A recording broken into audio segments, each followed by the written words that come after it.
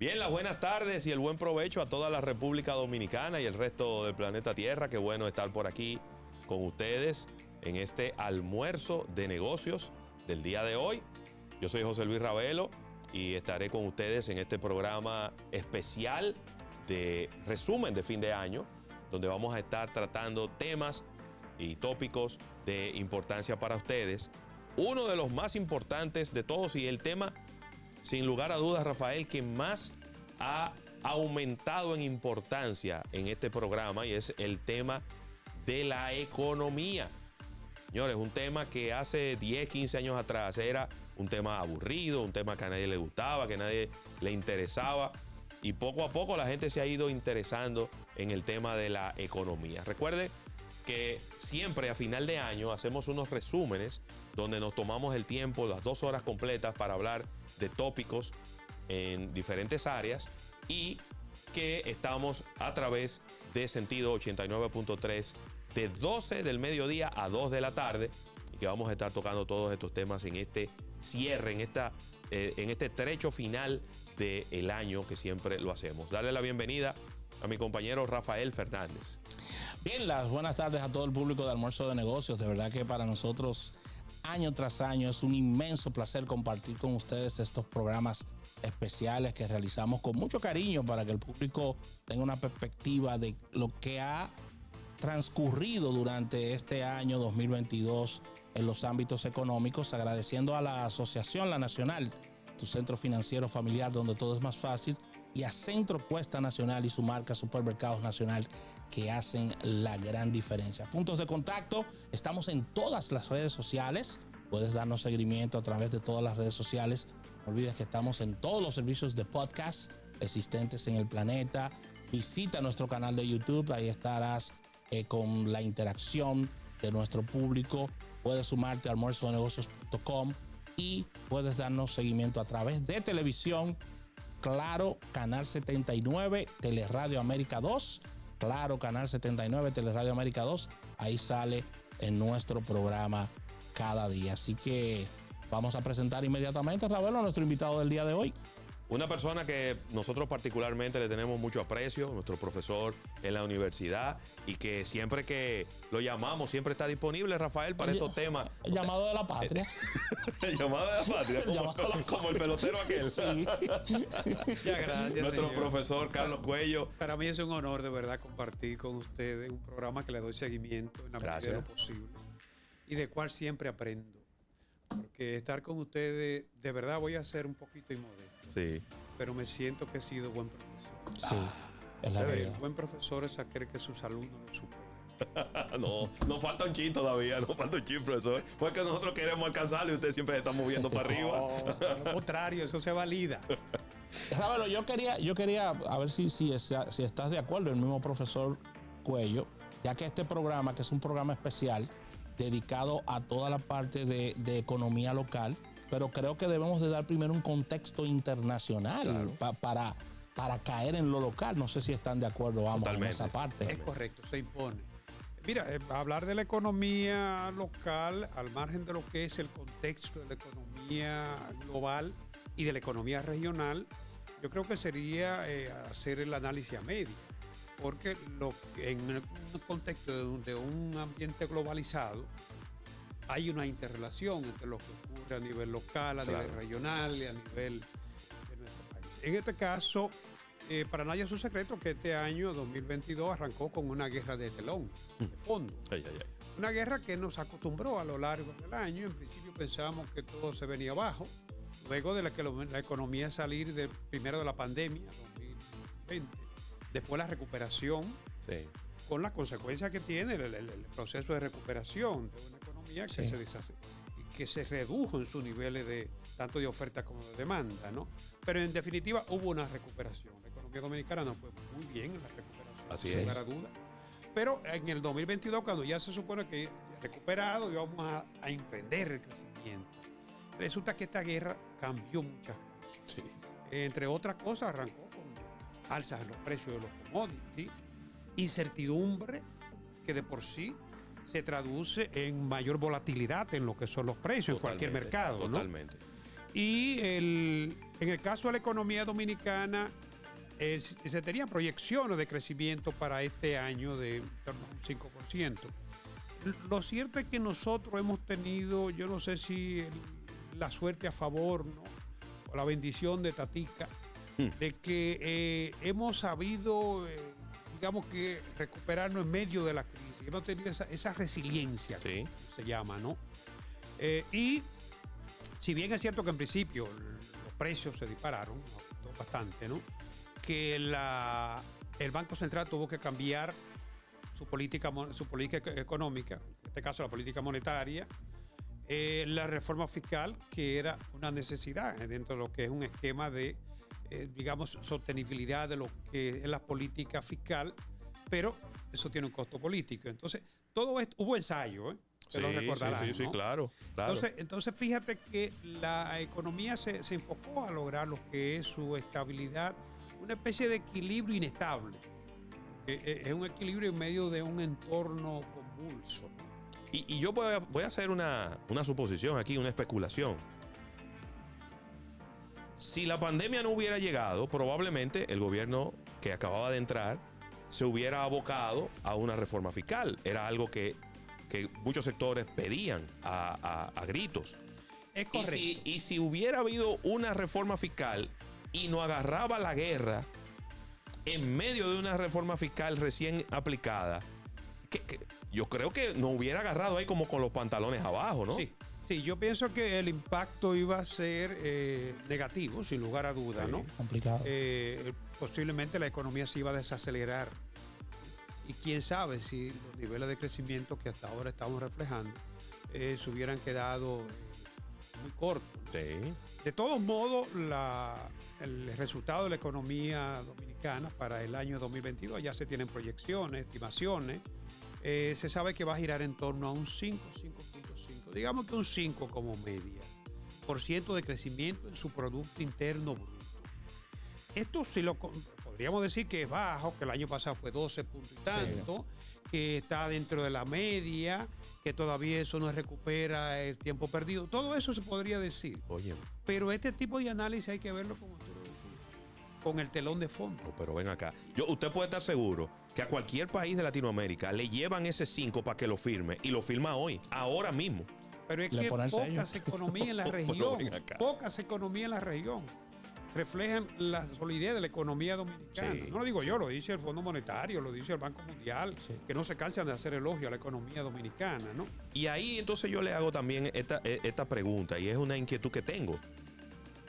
Tiene que ver en esa resiliencia, tendrá que ver que tenemos en el Banco Central una persona con tanta experiencia, que tiene tanto tiempo, que quizá tiene ese olfato de percibir las cosas antes de que ocurran y que dijo, espérate, vamos a empezar a subir puntos en la tasa de política monetaria, y todo el mundo decía, pero ¿por qué? Si todo está bien, ¿por qué estamos?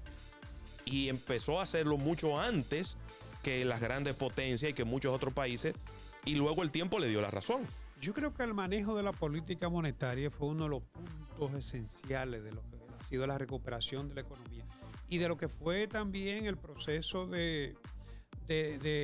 para enfrentar la recesión. Claro. Okay. En una recesión tú tienes que aplicar política monetaria expansiva, y el Banco Central eso fue lo que hizo. Sí. Bajó su tasa incluso a un 3%, ¿no? Y flexibilizó los encajes de los bancos. Sí. Ahí la política, lo que imponía el librito era una política monetaria expansiva que estimulara la inversión y el consumo. Sí. Son las dos principales variables de la demanda, ¿no? Y eso fue lo que hizo el Banco Central, tanto en medio de la pandemia como en la recuperación, porque después que tú sales de intensivo, yo no te puedo quitar el tratamiento. No. Tengo que mantenerte. Lo que no puede mantenerte permanentemente ese tratamiento, porque entonces te va a quedar inútil. Sí. Pero profesor, y disculpe, porque echando un poquito, poniendo la reversa y echando un poquito para atrás. Entonces, ¿por qué estas medidas, siguiendo con el marco internacional, estas medidas no dan el resultado de impacto que son muy parecidas a las que toma Estados Unidos y que no generan el impacto que generaron aquí? Porque en Estados Unidos sigue la inflación a pesar del tema de las tasas, siguen una serie de situaciones también, y muchos economistas, inclusive las corrientes económicas, se dividieron en esto es lo que hay que hacer con las tasas, pero había otro grupo que decía de economistas que no era suficiente, que había que hacer más cosas. Entonces, ¿qué pasó ahí? Mira, yo pienso que sí. Lo primero es lograr la recuperación de la economía.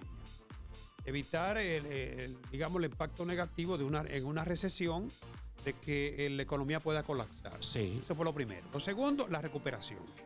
Se mantuvo la política expansiva, pero esa política tiene un resultado no deseado, y es la inflación.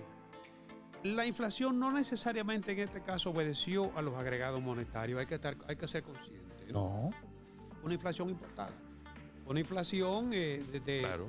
de oferta en el mercado mundial, y en algunos casos de trabas, Sí. de restricción. El transporte de materia prima, los fletes 3 veces, 4 veces, hasta 5 veces. Petróleo disparado de una manera absurda. Y volátil. El cobre, los granos. Sí. Es decir, hay una serie de cosas.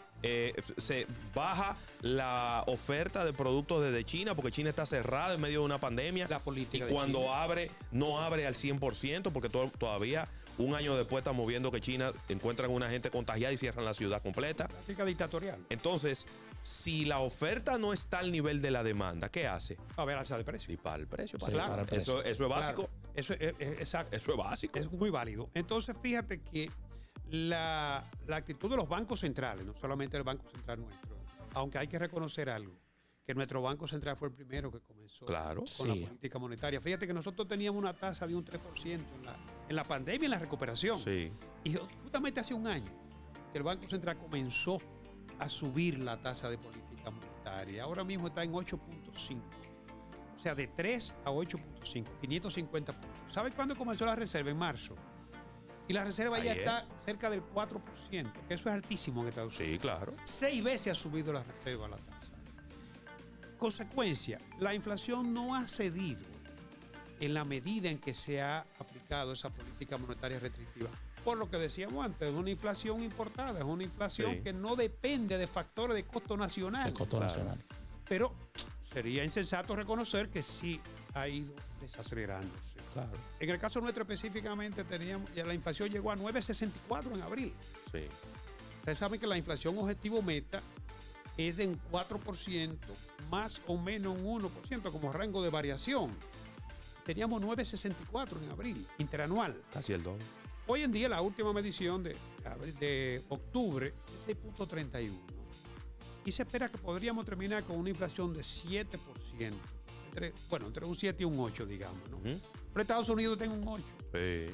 ¿Y tú sabes cuál es la tasa promedio de inflación de Estados Unidos en 60 años? 3.5. Y el objetivo meta de inflación de Estados Unidos es un 2%. 2, 1 y medio. Es la inflación más alta en los últimos 40 años. Entonces, fíjate, ¿por qué nosotros tenemos que subir la tasa? En primer lugar, como una forma de retirar agregados monetarios Claro. necesarios para la recuperación Claro. y para la recesión. En segundo lugar, nosotros no podemos mantener tasa por debajo de Estados Unidos. Imposible.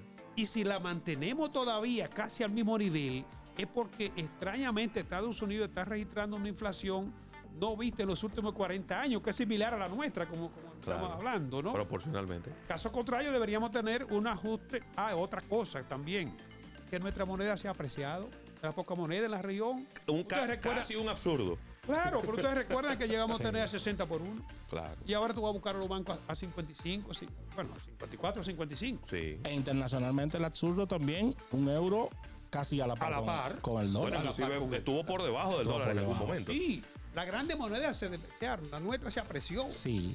Entonces, todos esos factores hay que tomarlo en cuenta, como te digo, en algunos no ha sido lo esperado, en otros más de lo que se podía esperar, ¿no? Y ese panorama es lo que converge en que la economía dominicana va a terminar el año con una tasa de crecimiento entre un 5 o 5.5 en torno al crecimiento potencial esperado, ¿no? Sí. Y que va a estar entre una de las primeras 5 economías de mayor crecimiento en la región latinoamericana y caribeña. Sí. Crecimiento real. Porque no es lo mismo, por ejemplo, el año pasado Panamá creció más que nosotros, pero Panamá había decrecido un 18. Exacto. Entonces, si tú decreces a un 18 y creces a un 12, la base es muy baja. eso no se llama crecimiento, eso sí es un rebote. Eso es una recuperación. En el caso nuestro caímos alrededor de un 7, 6.7, pero nos recuperamos en un 12%.